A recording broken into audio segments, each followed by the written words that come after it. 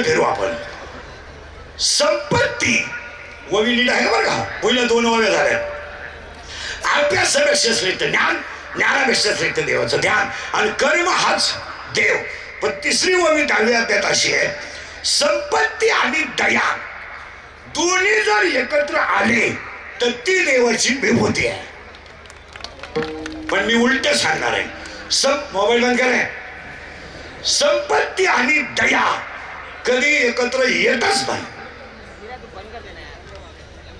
डोकं खाल्लं येत नाही. पैसा आला ऊत आला, कापूस शिकला पेला, पेला मेला. महाराष्ट्रात मला एखाद्या माणसाचं नाव सांगा का व्याजाचा धंदा करणारी माणसं नीट मेलीत. इथं 5-6 जण आहेत. तुम्ही गंध किती लावा पण तुमचा वाटोळाच होला. तुम्ही म्हणाल असं का म्हटले. उत्तर आहे का. 16व्या अध्यायामध्ये 473 ओव्या आहेत. 473 ओव्यांमध्ये 2 शब्द आहेत, दैवी संपत्ती आणि आसुरी संपत्ती. दैवी संपत्तीमध्ये 6 गुण आहेत, आसुरी संपत्ती 6 गुण आहे, आणि दैवी संपत्ती 26 गुण आहे. पण अध्यायाचा अभ्यास जर केला तर दैवी संपत्तीच्या ओव्या कमी आहेत आणि आसुरी संपत्तीच्या ओव्या जास्त आहेत. म्हणून व्याजाचा धंदा करणारी माणसं कधी नीट मरत नाहीत. नाही. ज्यांनी कुइस्टेट कमावली ती सगळी माणसं म्हातारपणी हॉस्पिटलमध्ये मेली. एकही माणूस अजून घरी मिळाला नाही. आणि मारताना त्यांच्याजवळ 3 जणच होते, डॉक्टर, कंपाऊंडर आणि नर्स. आणि 3घांनाही माहित नाही हा कधी मिळालाय. तरी क्लीन पडली. त्यांना तीव्र झटका आला. येला ते मृत्यूशी 2 महिने झुंज देत होते. झुंज तो काय बिबट्या होता का झुंज. ते झुंज नव्हते देत, ते गरिबाचा तळतळाट भोगीत होते. 3 वाव्या क्लिअर झाल्या. अभ्यासापेक्षा श्रेष्ठ ज्ञान, ज्ञानापेक्षा श्रेष्ठ देवाचं ध्यान, कर्म हाच देव आणि कर्म हाच देव. आणि 3री ओवी आहे, संपत्ती आणि दया कधी एकत्र येत नाही, आणि आली तर तो माणूस देव झाल्याशिवाय राहत. ओवी आहे त्याला. ओवी ऐका. तुम्ही देवाते भसाल, देव तुम्हाला दृष्टवेल. 3 ओव्या क्लिअर झाल्या. अभंगाला सुरुवात करायची. अजून कीर्तनाला सुरुवात झाली नाही. तुमची आपली पहिलीच गाठ आहे. आपलं काम थोडं नंगाट आहे. नंगाट म्हणजे पहिल्या 3 सूचना आहेत, मग कीर्तन आहे. दरिद्र्यवानी कीर्तनाला बसायचं नाही, यायचंच नाही. लांब बसायचं, चांगला चप्पल जोड पाहायचा. कीर्तनाला 2री सूचना आहे, बोलावं लागतं. बोललं तरच कळलं. पहिल्या 3 नका लक्ष. पहिल्या 3च ओव्या काढल्या नाही, पुढं काय कळायचं. आणि कीर्तनाला 2री-3री सूचना आहे, शंका असली अभंगात तर जाग्यावर विचारायची. 2 महिन्यानं उत्तर देणार. पुस्तकं उलटे पालटे करून देणार, पण देणार. पण मी गेल्यावर बोंबलायचं नाही. मला पटलं नाही. तुझं तुझ्या बायकोचं पटलं, माझं काय समज. आणि तुला पटाव म्हणून मी कीर्तन करतो हे तुला सांगितलं कोणी. देवाने दिलेला निरोप तुमच्यापर्यंत पोहोचवणं आमचं काम आहे. आणि आता अभंगाला सुरुवात. फक्त 3 ओव्या भेट करायच्या आणि आता बोलत जायचं. फक्त बोललं तर कळेल, नाही तर काही कळणार नाही.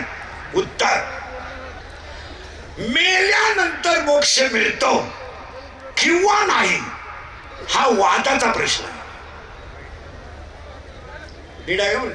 अजून वर कुणी गेला नाही. वरच्याची खालच्याची गाठ नाही, वरच्याला मेसेज नाही, काही नाही. हे स्वर्ग नरक उलट फिरा बर का. स्वर्ग नरक याच्यापेक्षा माझं वाक्य पडतंय की बा, हरिपाठ आणि काकडा करून भजनात जो आनंद मिळतो तो ब्रह्म आनंद आहे. मेल्यावर विषय संपला. कोण गेलाय वर वर काय हे मी तुम्हाला सांगितलं असतं, अजून मी गेलो नाही. आणि समजा मी मेलो, आता समजा कीर्तन संपल्या आज मी मेलो, समजा मरणार नाही, मेलो, माझ्या अंत्यविधीला समजा 50,000 लोक आले, मला फायदा काय?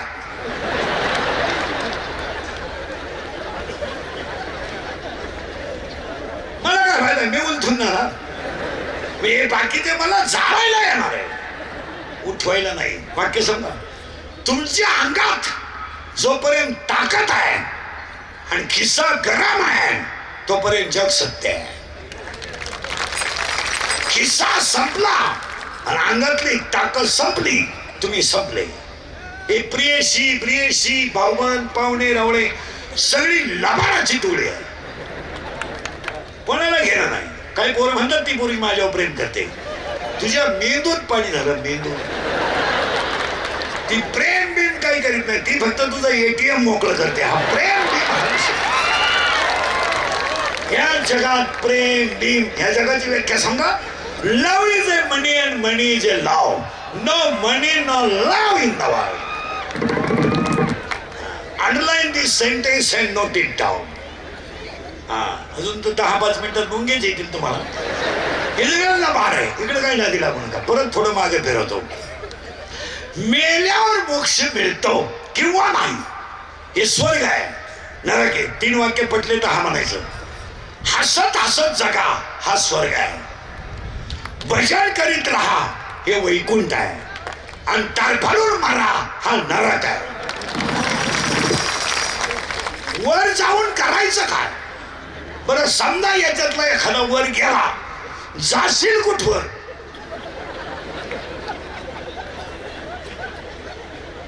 तुम्हाला सुधरत का मी काय म्हणतो? एखादा वर गेला, तू जाशील कुठवर?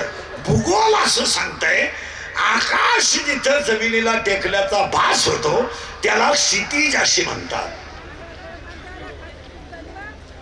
मग आता क्षितिजा पर्यंत तुम्ही जाऊ शकत नाही ना, मग एकच करा, हसत हसत जगा हा स्वर्ग आहे. भजन करीत राहा हे वैकुंठ आहे, आणि मागच्या अवलादीसाठी कमवून मारा हा नरक आहे. कमवा बरा, नुसते पैसेच कमवा आणि खा गोळ्या.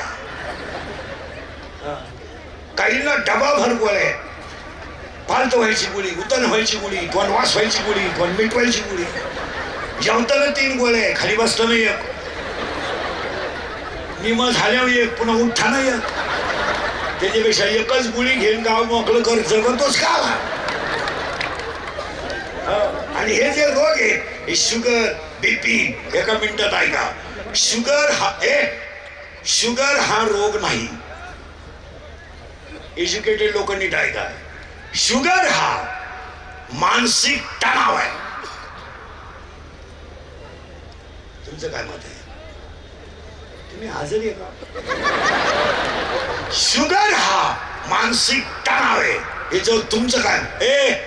तुम्हाला काढून घ्यायला सांगितलं, हे खाल गाडी आता ते खाली गाडा, सगळे खाल गाड दोन्ही मी काढ. आता क्लिप टाकून माहित, क्लिप टाकून आता माझा गेम करण्यापुरतं झालंय.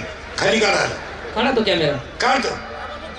अहो काढून घ्या ना, खालचा बंद करा आणि वरचं बंद करा. ठेव दोन, बस राहू दे. मी सांगतो. बरं तुझं काय चालू आहे?